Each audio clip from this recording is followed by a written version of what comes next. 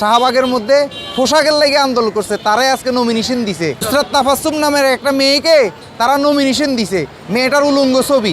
হেরা করলে লীলা, আমরা করলে বিলা।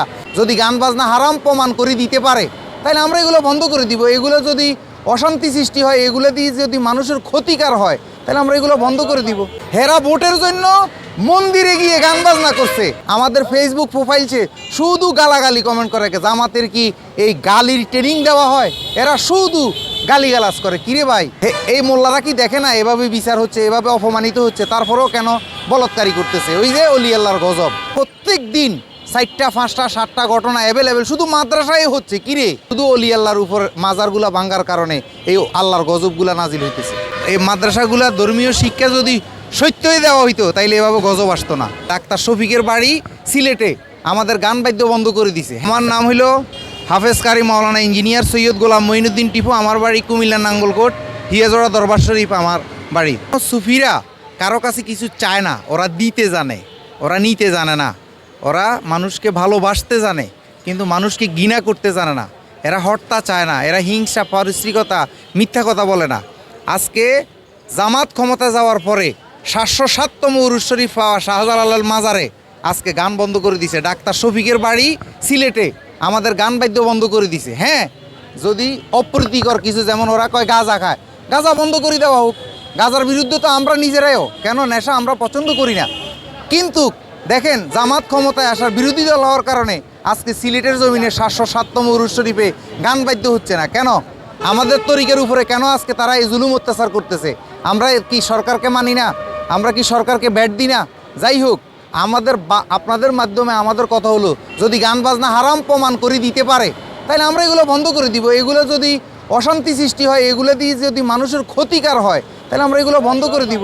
তাইলে আজকে জামাত আমাদের উপরে আমাদের মাজারগুলা ভাঙছে, আমাদের ঘরবাড়ি লুট করছে, আমাদের ফেসবুক প্রোফাইলছে শুধু গালাগালি কমেন্ট করে। জামাতের কি এই গালির ট্রেনিং দেওয়া হয়? এরা শুধু গালিগালাজ করে। কিরে ভাই, মুসলমানের মুখ দ্বারা অন্য মানুষ কষ্ট পাবে না, এটা হইলো মুসলমানের ধর্ম। আজকে জুলাই যুদ্ধের একটা মেয়ে শাহবাগের মধ্যে পোশাকের লেগে আন্দোলন করছে, তারাই আজকে নমিনেশন দিছে এই সংরক্ষিত আসনে। নুসরাত তাফাসসুম নামের একটা মেয়েকে তারা নমিনেশন দিছে, মেয়েটার উলঙ্গ ছবি। হেরা করলে লীলা, আমরা করলে বিলা। হেরা ভোটের জন্য মন্দিরে গিয়ে গান বাজনা করছে। আর আল্লাহর ওলি, এই দেশের ইসলামের নাম হইল বাবা শাহজালাল। কেন? এই দেশে ইসলাম সর্বপ্রথম 707 বছর আগে বাবা শাহজালাল আনছে। গুরু গোবিন্দর অত্যাচারকে প্রতিহত করে বাবা শাহজালাল তরিকায় জালালিয়া প্রতিষ্ঠিত করছে। আর আজকে ডাক্তার শফিক ক্ষমতায় এসে জামাতের এই কারণে আজকে 707তম উরুসে আমাদের গান বাদ্য বন্ধ করে দিছে।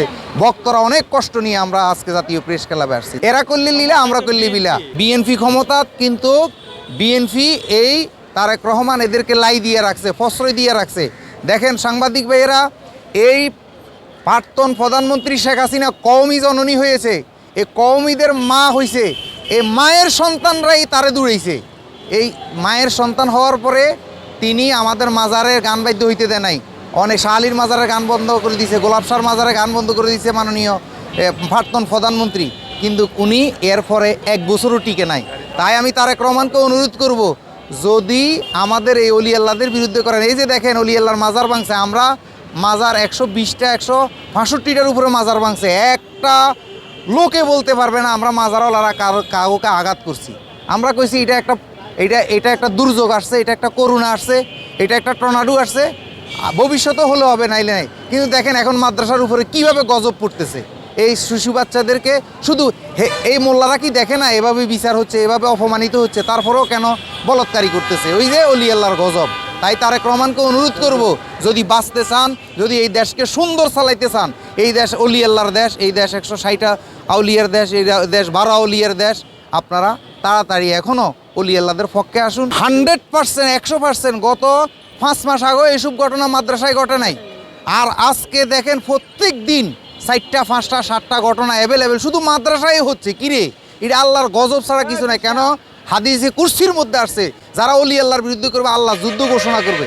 তাইলে আমরা আল্লাহর উপরে আছি, আল্লাহই এইসব নাজিল গজব নাজিল করতেছে। দেখেন এই দেশের তেলের অভাব, খাদ্যের অভাব, এই ফটকরি তেলের দাম বাড়াই দিছে, ফটকরি কারেন্টের এখন দাম বাড়াই দিছে। কেন হচ্ছে এগুলা? এই শুধু অলি আল্লাহর উপর মাজারগুলা ভাঙ্গার কারণে এই আল্লাহর গজবগুলা নাজিল হইতেছে। এই মাদ্রাসাগুলা ধর্মীয় শিক্ষা যদি সত্যই দেওয়া হইতো তাইলে এভাবে গজব আসতো না। এই মাদ্রাসা শিক্ষার ভিতরে আড়ালে ইহুদিদের বিধর্মী চর্চা চক্রান্ত চলতেছে, এই জন্য আল্লাহর গজব পড়তেছে।